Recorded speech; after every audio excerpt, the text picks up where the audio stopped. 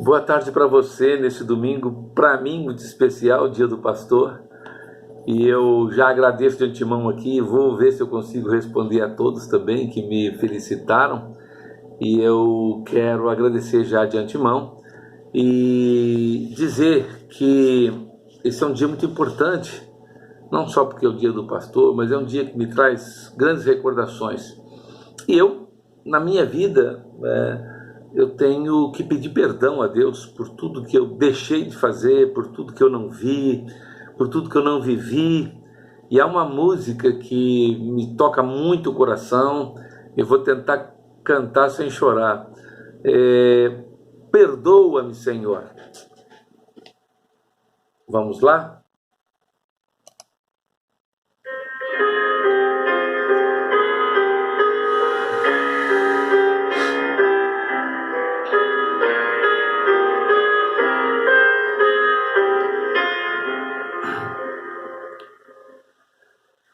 Perdoa-me, Senhor, se eu não vivi para te servir, se em meu agir o teu amor também não refleti. Perdoa-me, Senhor, se em teu caminho não segui, se falhas cometi, se tua doce voz não quis ouvir. Escuta minha oração, Senhor, desejo aqui viver para teu louvor. Ensina-me a te ouvir e com amor servir, e os santos passos teus aqui seguir. Perdoa-me, Senhor, se eu de ti me afastei, se em meu caminho escuro a tua luz não procurei. Perdoa-me, Senhor, se na aflição não te busquei, se eu não te sondei, se teu querer para mim não procurei. Escuta minha oração, Senhor, desejo aqui viver para teu louvor. Ensina-me a voltar e junto a ti estar, e em tua graça sempre confiar.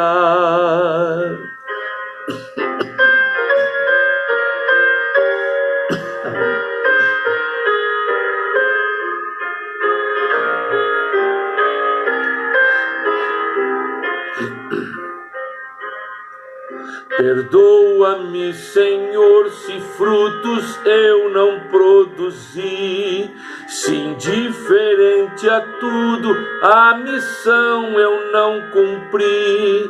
Perdoa-me, Senhor, se os campos brancos eu não vi, se só para mim vivi, se meus talentos não desenvolvi. Escuta minha oração, Senhor, desejo aqui viver para teu louvor. Ensina-me a agir e meu dever cumprir, e frutos dignos dedicar a ti.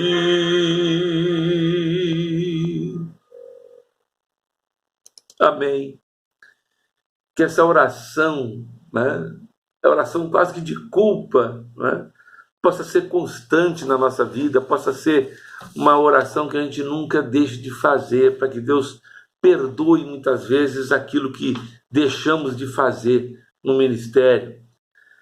Eu digo a você que esse dia é importante porque era um dia de homenagens ao pastor Haroldo. Esse dia do pastor era muito importante dentro da nossa casa, muito mais do que Natal, Semana Santa, aniversários, porque era aquele dia em que se tributava ao pastor da igreja honrarias. E o pastor da igreja era meu pai. Isso nos envaidecia muito, a mim e meu irmão, com certeza, porque o pastor Haroldo era o centro de toda aquela honra, aquele tributo, e ele era o meu pai. Toda aquela homenagem me envaidecia, porque era o meu pai. Isso me orgulhava muito. Todos aqueles elogios dirigidos para aquele homem, aquele nordestino baixinho, homem simples, que se dividia na tarefa entre ser pai e ser pastor. É interessante porque ele é a referência e nós vivemos num mundo hoje onde pouca referência existe. Eu li uma história recente de um senhor, na internet, não sei aonde, em que lugar, mas ele foi passear no shopping e ele viu uma criança bonita, um menino bonito, foi tentar puxar uma conversa com aquele menino, tentou agradá-lo e perguntou: "Oi, filhinho, com quem você gostaria de se parecer quando você crescer?" O menino olhou sério para ele e respondeu: "Com ninguém, ué." Era uma conversa banal, uma conversa que não quis dizer muita coisa, mas ela retrata o atual momento em que vive essa geração. Nós somos uma geração, sim. Eu costumo dizer que é uma geração de pedestais sem heróis. Como dizia, ou como diz o refrão da música popular brasileira, tristemente famosa: "Meus heróis morreram de overdose."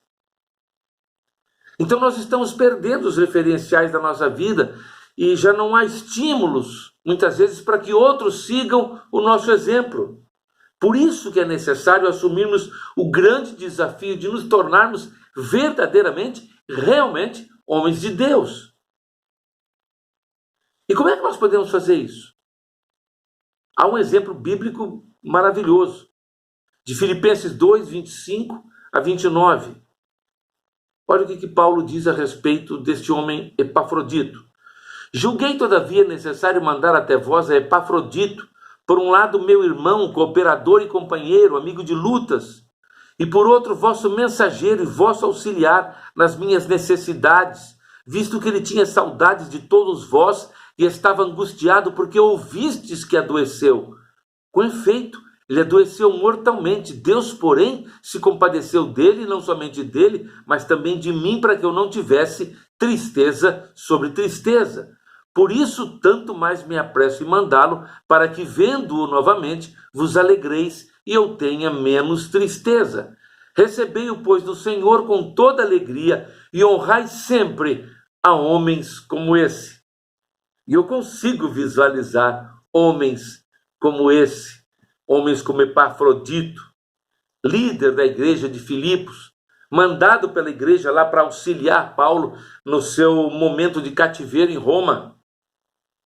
E quando ele chegou lá em Roma, ele se dedicou de uma forma tão grande à obra de Cristo, com tanto vigor, com tanta força, e não apenas no que diz respeito a atender a Paulo nas suas necessidades da prisão, mas principalmente como assistente na obra missionária. Ele fez com tanto ardor, com tanto vigor, que ele acabou por perder a sua saúde. Ele aqui nas palavras de Paulo, ele esteve doente e quase à morte. Mas ele se recuperou. E Paulo enviou de volta a Filipos com essa carta, conclamando aquele povo para que ele fosse recebido de forma honrosa. E nessa pequena citação bíblica nós podemos observar o extremo senso de fraternidade desse homem. Paulo chama ele de meu irmão, por quê? Porque a prisão de Paulo era a prisão de Epafrodito, a dor de Paulo era a dor de Epafrodito, a solidão de Paulo era a solidão de Epafrodito.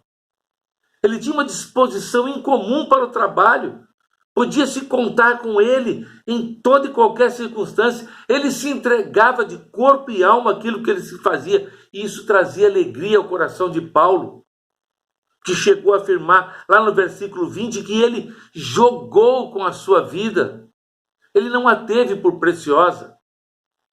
E aqui cabe uma reflexão de que vida cristã não é nenhuma sala VIP, não. Não é colônia de férias, ou um parque de diversões, ou um mar de rosas, absolutamente. Mas é uma vida de luta, luta constante contra principados, potestades, contra as crises. Esse homem tinha um espírito sacrificial, assim, relevante. Ficou doente em função de sua extrema dedicação à obra de Deus. Homens de Deus também ficam doentes. Não tem aquela história de que doença é de Satanás, não. Doença, com certeza, que nós adquirimos como humanos é em consequência do pecado original. Mas nós ficamos doentes também. Crentes fiéis, consagrados, ficam doentes. Paulo também deixou Trófimo lá em Mileto doente. Mas Epafrodito, com certeza, colocava o seu ministério e a obra do Senhor acima de todas as coisas. Ele cumpria integralmente o que estava lá em Atos. Atos 20 e 24. Mas em nada tenho a minha vida como preciosa para mim, contudo que complete a minha carreira e o ministério que recebi do Senhor Jesus para dar testemunho do Evangelho da graça de Deus. Homens de Deus têm que ter esse perfil. Por isso, nós celebramos esse grande acontecimento na vida dos pastores. Temos visto obreiros fraudulentos aí, que andam na contramão, sim, de tudo que é ensinado biblicamente e deixado como exemplo por Epafrodito nessa sua pequena e tão rica história. Que nós saibamos desenvolver essas qualidades de Epafrodito, a sua personalidade, a quem possamos, com o nosso caráter, imitar, influenciar também a vida de muitos, chorando com os que choram, rindo com os que estão rindo, estendendo a mão àqueles que precisam, abraçando os que precisam ser abraçados. Epafrodito aqui nos ensina lições preciosíssimas. Tomara que cada um de nós, obreiros do Senhor, pastores, líderes, almejemos colocar em prática tal legado deixado por esse ilustre obreiro, com uma tão pequena citação bíblica, mas de um grande significado. Que o exemplo bíblico de Epafrodito e o exemplo terreno do pastor Haroldo nos estimule a servir melhor e servir também melhor aos nossos irmãos em Cristo. E eu aproveito este momento final para saudar os pastores, aqueles que fazem parte da nossa Igreja Batista em Vila Pinheiro. Hoje não faz mais, porque foi o nosso grande incentivador, liderança dessa aula, o pastor Leopoldo de Souza Rodrigues, está lá em Navegantes, em Santa Catarina, de sua esposa Ana Maria, pastor José Schwartz, sua esposa Lina Mar, pastor Valdir Vieira, sua esposa Luimar, nos presta também um grande auxílio, sempre que pode estar conosco, o pastor Joseli, sua esposa Ruth, que sejam grandemente abençoados, alguns já em final de carreira, outros como eu, ainda na luta, e vamos em frente. Quero agradecer também casal Carol e Renato, que hoje de manhã nos trouxeram uma linda cesta de bolos e outras coisas mais, engordaites. Carol e Renato, que Deus abençoe vocês grandemente. E essa cesta de café da manhã foi uma beleza, não é? Abençoe vocês, Carol e Renato, mais a Marina, a Giovana.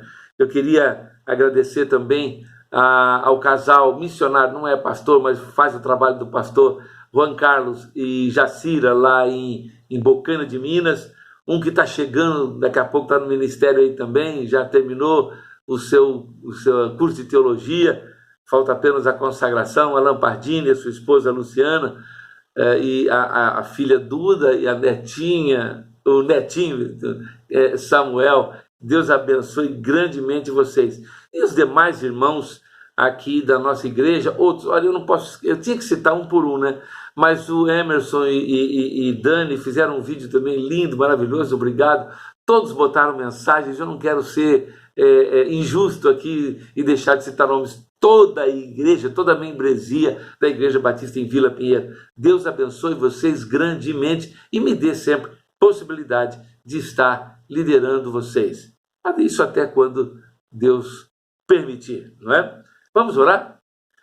Nosso Deus, nosso Pai amantíssimo, nós te oramos agradecidos, ó Deus, por esta oportunidade que temos de estar na tua presença, ó Deus, nesse dia tão especial. Queremos te agradecer, ó Deus, pelo ministério que tu nos dás, ó Deus, ministério de muita luta, de muitas circunstâncias, ó Deus, às vezes de tristezas, mas de muita alegria, de muita bênção. E nós queremos te agradecer, ó Deus, porque a tua presença conosco tem sido constante, não apenas como pastor, mas sentimos isso como igreja, ó Deus, sendo conduzidos diretamente pelo teu Espírito, ó Deus. Continua conosco, vai livrando a tua igreja de todas essas mazelas do mundo e que nós possamos romper incólumes, ó Deus, essas crises que circunstancialmente envolvem este mundo. Nós queremos te pedir que tu estejas abençoando cada um dos pastores que compõem conosco, ó Deus, suas vidas possam ser grandemente abençoadas, ó Deus, os seus planos, tudo aquilo que eles estejam realizando, ó Deus, tua mão santa poderosa esteja sobre cada um deles. Guarda-nos sempre, ó Pai, fazendo com que, como igreja, nós possamos estar trilhando, ó Deus, um belo testemunho naquele bairro, a Vila Pinheiro, e que esta agência do teu reino ali possa romper, sim, os seus desafios. Temos desafios grandes, ó Pai, e nós te rogamos especialmente pelos desafios que temos enfrentado, principalmente os financeiros, ó Pai, na compra da nossa propriedade, que corações sejam despertados, ó Deus, para nos ajudar nessa obra. Ó Deus, nós te pedimos que tu estejas, ó Deus, fazendo com que os corações possam se manifestar positivamente, ó Deus, e estarem conosco nesta grande luta, neste grande desafio da compra desta propriedade. Ó Deus, nós te oramos, e oramos sempre agradecidos, e o fazemos sempre, ó Deus, no nome de Jesus, rogando perdão pelos nossos pecados, e que, ó Deus, o teu Espírito Santo nos conduza em todas as circunstâncias. Oramos em nome de Jesus. Amém. Amém. Que você seja grandemente abençoado, que tenhamos um restante de dia na presença do Senhor e logo mais, daqui a pouquinho, nós vamos entrar em culto virtual com a Igreja Batista em Vila Pinheiro. Uma boa tarde para todos.